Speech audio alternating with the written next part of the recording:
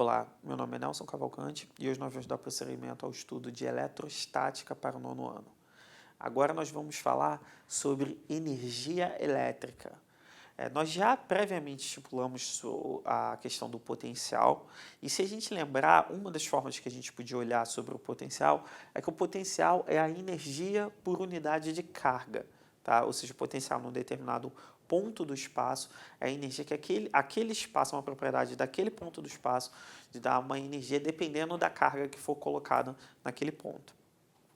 E a gente também definiu como quantidade de carga, né, a quantidade exatamente de cargas fundamentais que existia passando ou dentro de um determinado condutor ou dentro de um determinado corpo. Lembrando que essas cargas sempre dependem da quantidade de elétrons que há mais ou a menos naquele corpo ou que estão passando naquele determinado condutor. E a análise que a gente vai fazer aqui é uma análise um pouco direta, envolvendo exatamente essa conceituação. Se o potencial é energia por unidade de carga, e a gente define aqui como uma quantidade de carga, a gente poderia falar aqui que a energia elétrica, efetivamente energia elétrica, que uma carga tem, quando ela é colocada sobre um ponto que tem um potencial elétrico, ou seja, naquele ponto eu tenho um potencial elétrico e naquele ponto eu coloco essa carga, essa energia vai ser dada por Q vezes V, ou seja, como se aqui é a energia por carga, se eu multiplicar isso pela quantidade de carga, eu encontro a energia que aquela carga vai ter naquele potencial.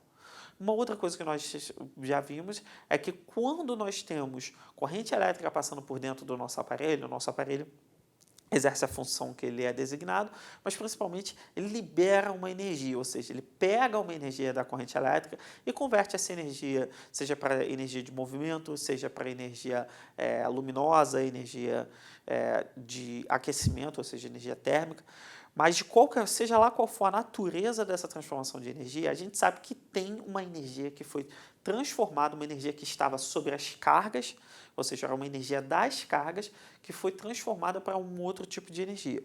E essa é a definição que a gente vai dizer para a energia de cada carga. Só que essa energia que está no aparelho, ela vem de um potencial, ela ocorre quando a carga passa de um potencial para um outro potencial.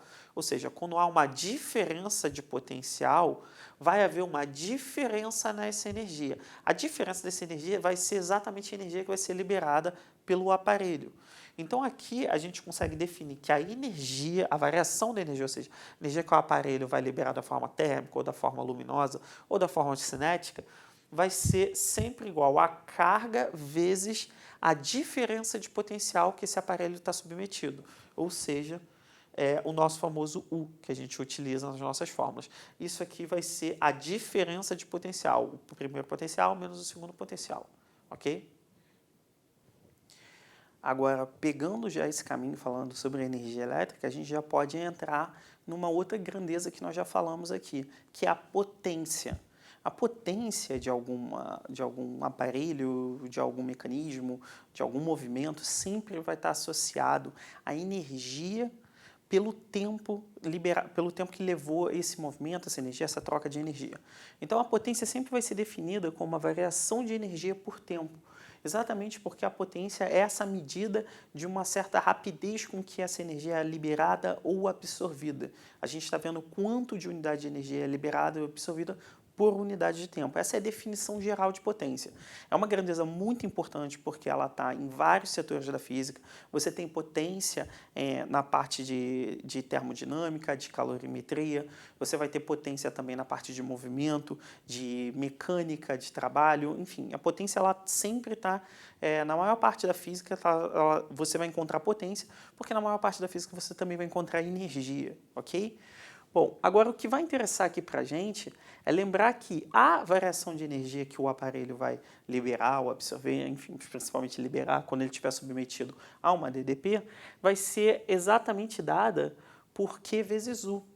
Tá? Isso faz com que a nossa potência fique Q vezes U sobre o tempo, né? Já que o ΔE eu posso substituir por Q vezes U, então a potência pode ser Q vezes U sobre o ΔT. E aí entra na nossa segunda análise, o que, né, a quantidade de carga sobre tempo também é uma grandeza que a gente já definiu. Essa grandeza é a intensidade de corrente elétrica. Ou seja, esse pedaço aqui pontilhado é a nossa intensidade de corrente elétrica. Então, finalmente, a gente consegue ver uma associação da potência exatamente com as grandezas de eletricidade que nós falamos até agora. Que a potência ela pode ser igualada à intensidade de corrente elétrica vezes a DDP, ou seja, a intensidade de corrente elétrica passa naquele aparelho vezes a DDP que aquele aparelho está sendo submetido, ok?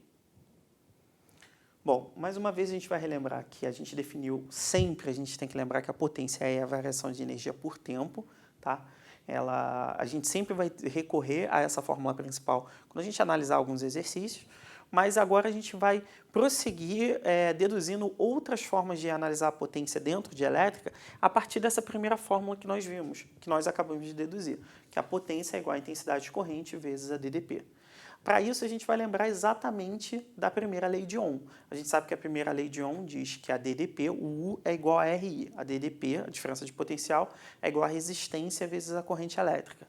Então, aqui nessa primeira seta, fazendo essa lembrança de que U é igual a RI, eu posso substituir esse U por R vezes I. Então, eu vou ter I vezes o U, que no caso a gente vai substituir por R vezes I. Então, basicamente, vai ficar I vezes R vezes I, ou seja, basicamente a gente vai ter R vezes I ao quadrado, que a gente vai ter o I multiplicando aqui 2 vezes.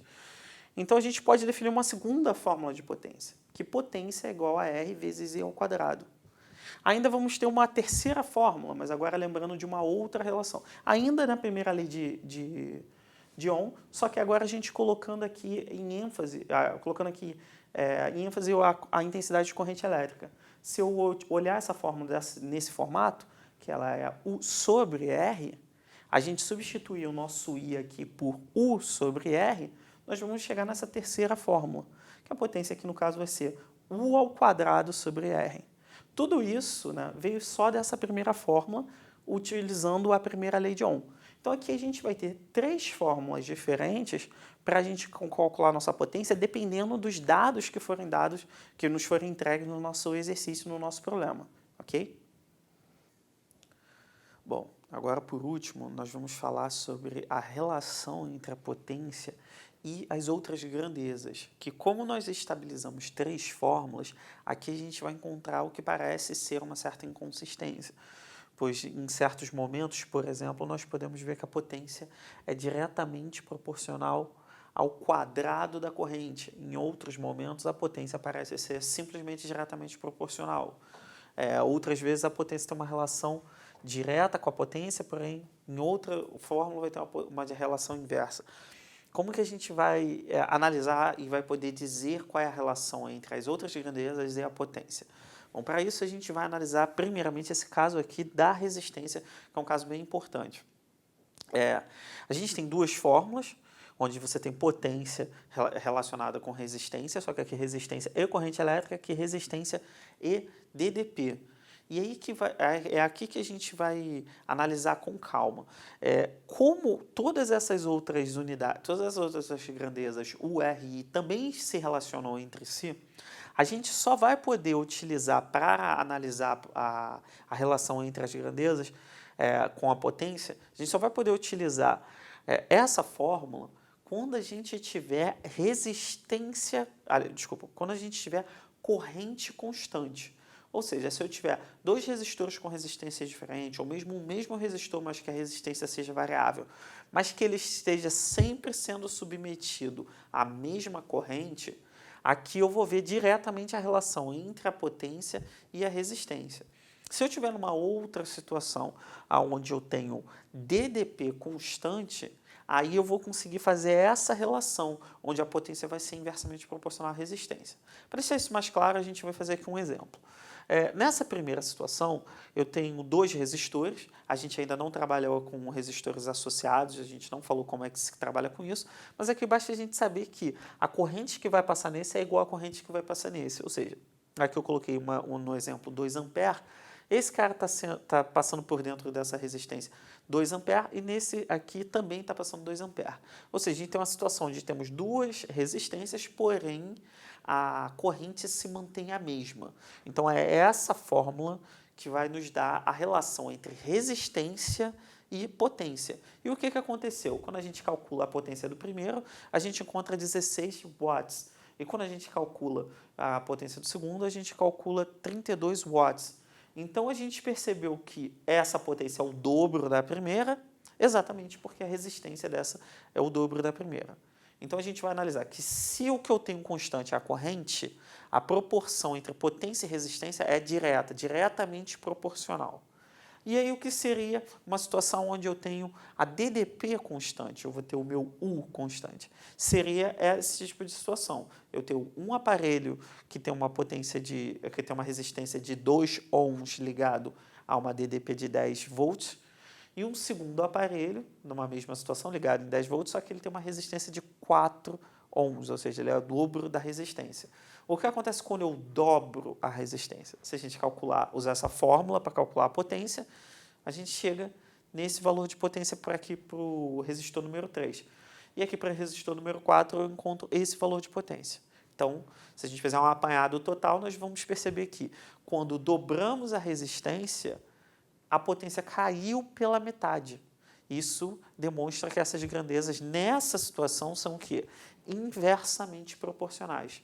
Então, a gente percebe que você não pode simplesmente olhando as fórmulas dizer qual é a relação direta entre a grandeza, qualquer uma dessas três grandezas, e a potência. Então, a gente vai sempre ver cada um dos casos.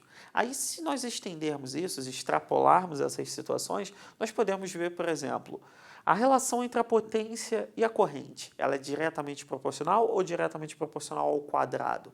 Isso vai depender. Se eu tiver resistência constante, eu posso dizer que a potência é diretamente proporcional ao quadrado da corrente. Se eu tiver DDP constante, eu posso dizer que a potência é só diretamente proporcional à corrente. Da mesma forma, quando eu vou analisar DDP e potência, eu posso analisar quando eu tenho resistência constante, a potência é proporcional ao quadrado da DDP. Quando eu tenho corrente constante, a potência é proporcional diretamente à DDP. E de todos esses apanhados, todas essas situações que nós estamos analisando, a mais importante é a situação, por exemplo, de um aparelho elétrico usado em casa, que é o chuveiro, ou aquecedores elétricos, onde você tem sempre a mesma DDP, que no caso é a tomada da sua casa, seja ela 110 ou 220, a DDP é sempre a mesma, e você varia no seu aparelho exatamente o quê? A resistência. Então, o que a gente vai ter? Essa relação. Então, é interessante perceber que, por exemplo, nos chuveiros elétricos, quanto menor a resistência, maior vai ser a potência do aparelho, ok? Bom, essa foi a nossa aula de hoje. Espero que tenham gostado e até a próxima.